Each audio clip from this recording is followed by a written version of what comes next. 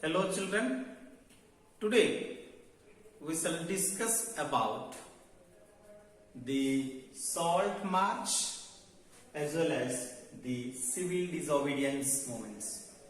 So my dear children, in my previous videos lectures I have told you the background of the civil disobedience movements, and we had discussed that Gandhiji call of the non-cooperation movements because the movement was getting violent in Chori Choraha in Gorakhpur, because Gandhiji wanted the peaceful demonstrations, but the satyagrahis, they were having the violent movement in the society. According to Gandhiji's intentions, Gandhiji said that we should not break the law of the British government, rather than we must have the peaceful demonstrations against the British government. And when there was the call of the non-cooperation movements, during that time many leaders in Congress party, they were talking that they were really fed up with the mass struggles and they had willing to approach into a new struggles, or they wanted to participate in the provincial elections so that they could fight the British governments within the British councils. And we see the great initiatives taken by C.R. Das and Motilal Nehru, who formed the Swaraj Party, and they were having strong desire to participate in the provincial elections. Apart from that, we see some of the young energetic leaders like Subhash Chandra Bose, Jawaharlal Nehru, they wanted to have more mass struggles against the British. Apart from that, there is a glimpse of the First World War, because after First World War, there was the economic depressions which inspired the Indian politics to start the nationalism movements in Indian society. It is the First World War which given a platform to start the nationalism movement in Indian society. So my dear children, when these nationalism movements was continuously growing up in Indian society, in response to that, under the leadership of Sir John Simon, the Simon Commissions coming to India to review the constitutional functioning so that they would give some suggestions to it. But the Simon Commissions, there were only British peoples, and these British peoples who were coming to India to understand the difficulties of the Indian situations. But these Simon Commissions peoples, they were not at all well acquainted with the Indian languages. And when they came to India in 1928, the Indian freedom fighters, they began to oppose the Simon Commissions. And why did they oppose the Simon Commissions? Because there was no single Indian in it. And if there is no single Indian in it, then they will not be able to understand the situations of the Indian society. And when the movement was getting very active in the society, during that time we see the Viceroy Lord Irwin, who given the promises to the Indian freedom fighters that he will be giving the dominion status in the round table conference, so that the peoples will frame the future constitutions of the nations. But the Lord Irwin, he given these promises, but there was no surety that when the things are going to happen. In order to win over the public, he declared this offer during the campaign which happened in 1928 and 1929.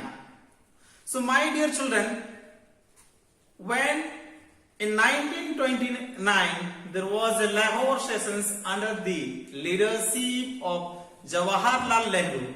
During that time, the Congress party, they begin to demanded against the Britishers that they do not want to have any kind of compromise, rather than they want to have Purna Swaraj, and they wanted to celebrate 26 January 1930 as the Independence Day. So my dear children, this is only the background of the civil disobedience movements, because most of the demands of the Indian societies were not fulfilled by the British government. So we see here the Salt March as well as the civil disobedience movement. And here Gandhiji found a very powerful symbols. And what is that powerful symbol? It is the salt. And the salt is something which could unite the nations.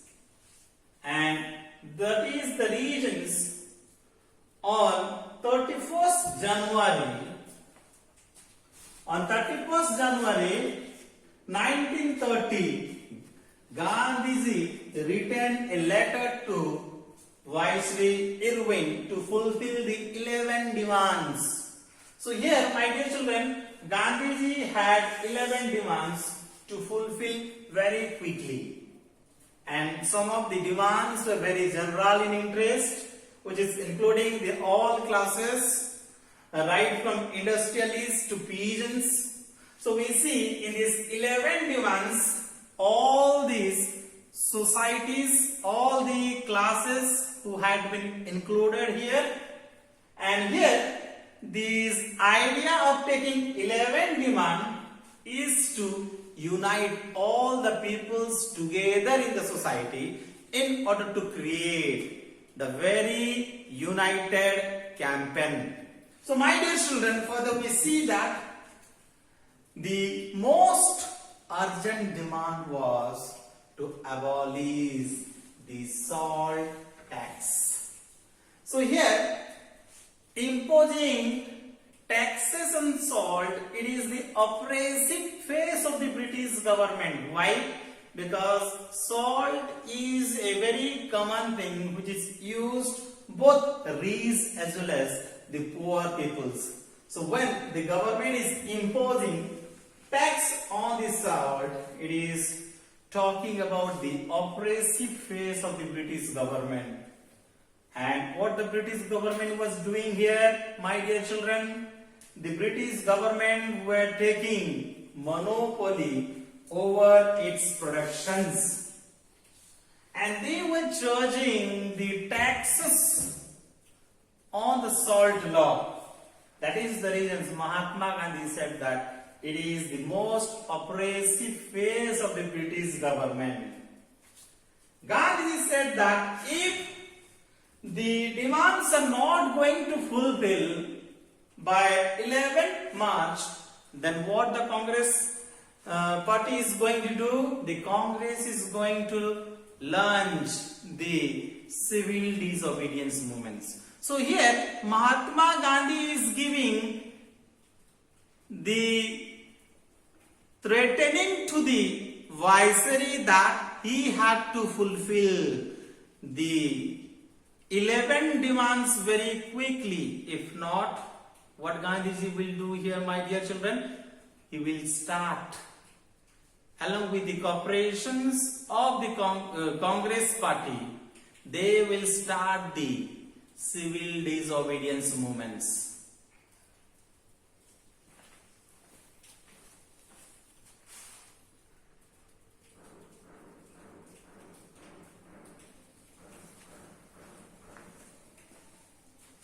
So, my dear children, as I was telling you that when Gandhiji had written 11 demands to be fulfilled during that time, my dear children, when Gandhiji had written letter to Lord Irwin to fulfill the 11 demands very quickly, if not, he will start the civil disobedience movements along with the Congress leaders. So dear children, but the Viceroy, the Lord Irwin, he was not at all willing to negotiate with the Gandhiji, and when he was not at all willing to negotiate with the Gandhiji, during that time Mahatma Gandhi started his famous Salt March accompanied by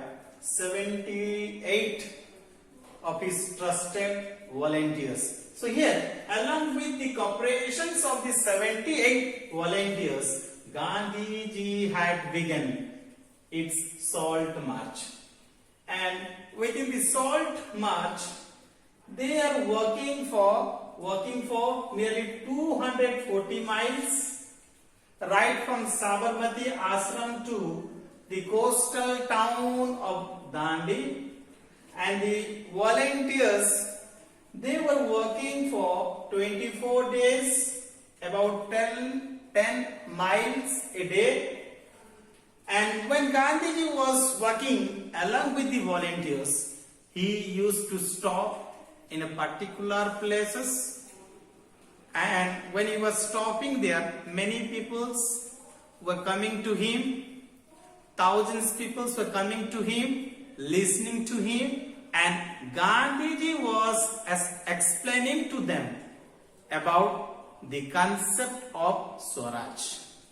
And he was motivating peoples not to defy the law of British, rather than to have the peaceful demonstrations. So my dear children, here, when the Lord Irwin did not hear the demands of Mahatma Gandhi, he is taking the great initiative, going towards the coastal towns called Dandi along with the 78 volunteers. They are working for nearly 240 miles, and here they are working 24 days, about 10 miles a day. So it's a great initiative made by Gandhiji. So my dear children, apart from that, what they did was they went towards the coastal town called Dandi, reached Dandi on 6th April, and after reaching there, ceremonially Gandhiji violated the British law by manufacturing the salt by boiling the seawater. So how Gandhiji is breaking the salt law here, my dear children? He is going along with his 78 volunteers, reached Dandi on 6th April, and after reaching Dandi on 6th April, he violated the salt law that had been started by the British government. So dear children, after breaking the salt law, it is the sign of the beginning of the civil disobedience movements, because Gandhiji is breaking the salt law. So it is the sign, it is the beginning of the breaking of civil disobedience movement. It is the beginning of the civil disobedience movements, because by breaking the salt law, Gandhiji is beginning his civil disobedience movements. And Gandhiji is motivating peoples, inspiring peoples to refuse the cooperations of the British government, and at the same time to break the colonial laws. So my dear children, in my previous videos lectures, I had explained to you in details that during the beginning of the non-cooperations movements, the peoples were asked to do non-cooperations with the British government. But in the beginning of the civil disobedience movements, here the peoples are asked to refuse the cooperations, and at the same time they are being motivated by the satyagrahis to break the colonial laws. So in the civil disobedience movements, they are breaking the colonial laws also. And when the civil disobedience movement was started, during that time we see in many parts of country, many volunteers, many peoples, they came forward and they broke the salt law by manufactured the salt in front of the government factories. So how peoples are initiating these civil disobedience movements? When Gandhiji demonstrated in Dandi town by breaking the salt law, during that time thousands volunteers from all over the country joining the hands of Gandhiji, and after joining the hands of Gandhiji, they are no longer going to make cooperations with the British government, and at the same time they are breaking the law of the colonial government. So my dear children, by breaking the laws of the colonial government, we see the beginning of the civil disobedience movements. Because here all the citizens are asked to break the colonial law. They are asked to refuse the cooperations with the British governments. So this is how the civil disobedience movements had been initiated by Gandhiji, and this is how peoples are no longer going to make cooperations with the British government. So my dear children, here we understood that by the initiative of breaking the salt tax law, Gandhiji had been launching the civil disobedience movement.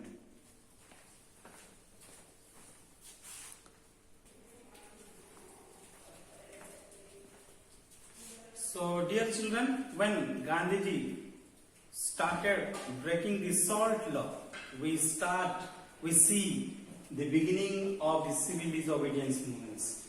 And in the beginning of the civil disobedience movements, here the foreign clothes were boycotted, liquor soaps were picketed, pigeons were refused to pay the revenue, village officials were resigned, peoples violated the forest law and entered into the reserve forest and protected forest. And when such kind of incidents which happened in the nations during that time, the colonial government, they were very worried with the development of the civil disobedience movements. And what they did was they started arresting the Congress leader, because when they started arresting the Congress leader during that time, the events was going to be very violent. The Abdul Jafar Khan was arrested. Mahatma Gandhi was arrested on April 1930. And when such kind of incidents taken place in the society, the angry crowds, they demonstrated in the streets. They attacked the police stations, municipal buildings, law courts, as well as the railway stations. And when such kind of incidents, which was becoming very violent during that time, the colonial government who responded these civil disobedience movements with the brutal repressions. And what they did was they beaten up many men, women, and many peoples were arrested. And here the colonial government, they tried to repress the civil disobedience movements. So my dear children, here we understand that many peoples, what they did, they were continuously disobeying the law of the British government.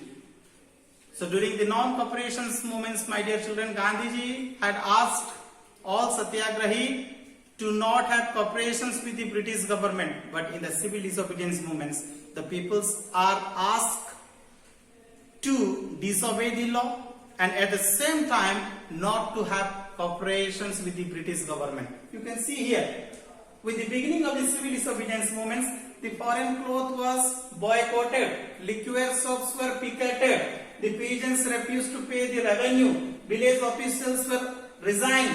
We see the peoples are no longer going to have cooperations with the colonial government. At the same time, they are no longer going to have the obedience towards the British law.